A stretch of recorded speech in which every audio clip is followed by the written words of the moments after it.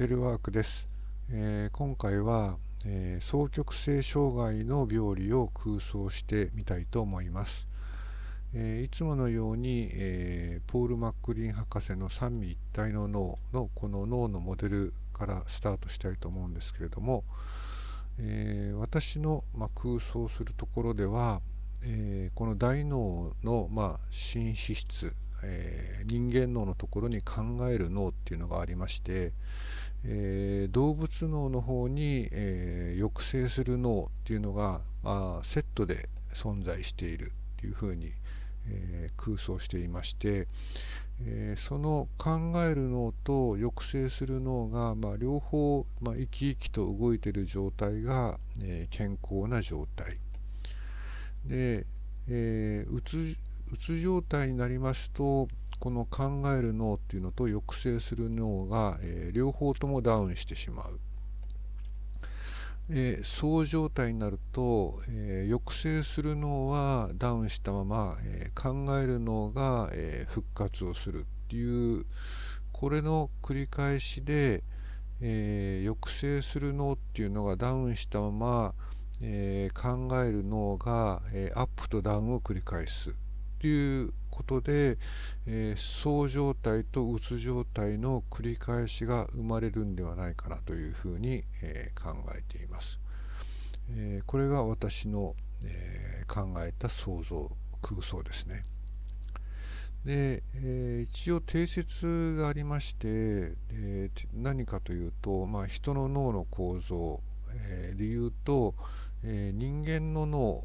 大脳新皮質の方が、ブレーキ役、理性ということでブレーキ役を果たして、動物脳の方が、本能に従って、欲望に従って行動するみたいなイメージがあって、この動物脳の役割の方も、ここの図にありますように、ブレーキ、その自己抑制とかっていう部分っていうのは、ないんですね。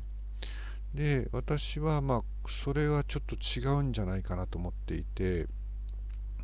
自己抑制する部分が、動物脳の方にある。で、うつ状態では、その動物脳の抑制する部分と、大脳の、前頭前野の部分が、両方ダウンしていくことによって、うつ状態が発生する。そう状態になると、この前頭前野の部分は復活するんだけれども、抑制する部分が、機能が低下した状態のままなので、そう状態になるというようなことを考えています。定説にない話なんで、空想なんですけどね。で、うつ状態になると、どんな風になるのかっていうのを、ご説明したいと思います。うつ状態では、考える脳と、抑制する脳の、両方がダウンして、実際にどんなことが起きるかというと、意欲の低下、考えがまとまらない、感情の鈍麻、睡眠障害、身体症状などが起きます。これは、うつ病のうつと、とても似ているというか同じというふうに考えていいと思うんですね。で、実際にそのクライアントさん、この病気にかかった方々がどんな風に感じていらっしゃるかっていうのを、私が聞き取ったところでは、楽しかったことがだんだん楽しめなくなる。で、その楽しめることが限られてきていて、何かこうぽっかり空いたような無気力感、空虚感みたいなのが起きて、でその空いたスペースにこう不安な感情とか、悲観的な考え方とかっていうのがだんだんこう増えていって、とても、辛い状態になるっていうのがうつ状態ですね。で、これがそう状態になりますと、考える脳っていうのが、復活をしまして活動を始めるんですけど、どういうふうになっていくかというと、まずその全能感ですね。もうなんか何でもできるような気持ちになる。でその攻撃的になって、言葉とか態度とかが、攻撃的になって、ひどいことを言ったり傷つけたりする、それから散財をしてしまう、人の意見を聞かなくなる、で自分は病気だっていう意識も薄くなる。でこれらのことはその自己抑制っていう部分が弱くなったことに関係しているのかなというふうに考えています。で心の中がどうなるかというと、うつ状態ではその不安とか後悔とかでこう占領されて、とてもその苦しい感じがしていたのが、アイデアが次々に湧いてですね、何かこうせき立てられるように、忙しい感じになるがためにですね、その苦しくはなくなるんですね。で苦しくなくなったから病気じゃないんだとかっていうふうに思いがちなんだけど、自己抑制が効いてないっていうところでは、まだ病気には違いない状態なので、これが、いい状態ではないというふうに、思っています。ではうつ病と双極性障害って、よく間違われやすいって言われてるんですけど、どんな風に違うかっていう話もしていきたいと思います。私のこれは印象というか、仮説の基づいた仮説みたいな話なんですけれども、うつ病の方は、原因は、その過度の消耗、すごくこうヘトヘトになった状態っていうところをイメージしています。で損傷部位は、帯状回、この動物脳の、広範囲にわたって機能低下が起きる。で自己抑制に関しては、強い状態が維持される。攻撃性に関しては、自分に向かってしまう、そんなようなイメージがあります。一方の双極性障害っていうのは原因がですね、過度の自己抑制、それから損傷部位に関しては、この図にあるようにその帯状回の中の自己抑制の部分だけじゃないかと。で、自己抑制が弱くなって、攻撃性に関しては自分と他者と両方に向かってしまう、このような、違いがあるというふうに思っています。で、そのうつ病を発症する時のプロセスなんですけど、すごく自分に負荷をかけていくイメージがありまして、最初その疲れる飽きるっていうところをこう突破して、疲れてもやる飽きてもやめないみたいな感じで進んでいくことで、だんだんとこう身体症状とかが出てきて、でもうやめたいとか逃げたいとかって思ってもまだやめられずに続けてしまって、その自律神経失調症、不眠とかですね、全く食べられないとかっていう身体症状があって、で最終的にうつに突入してしまうというのは、こういうプロセスのイメージがあります。一方でですね、双極性障害の方っていうのは、これ私の、数少ない経験に基づくイメージなんですけど、その長期にわたる自己抑制っていうのがあって、期間でいうと数ヶ月から数年にわたってですね、長い間、我慢を強いられる。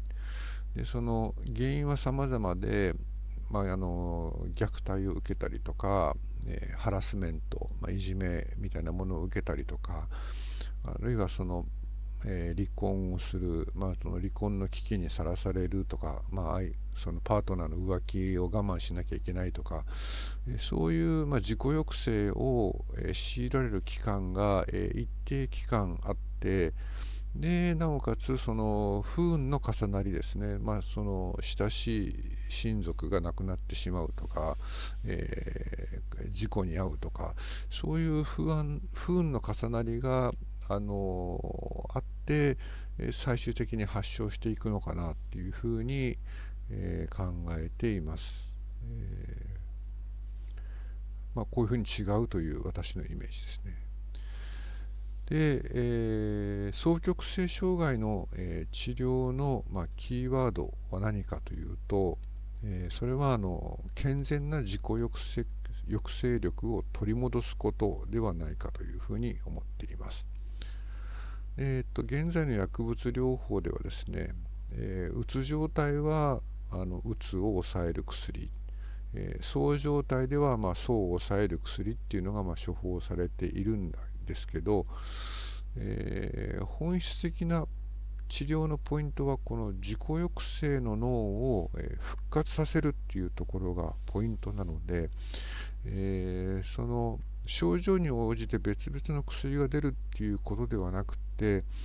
そうであってもうつであっても自己抑制の脳を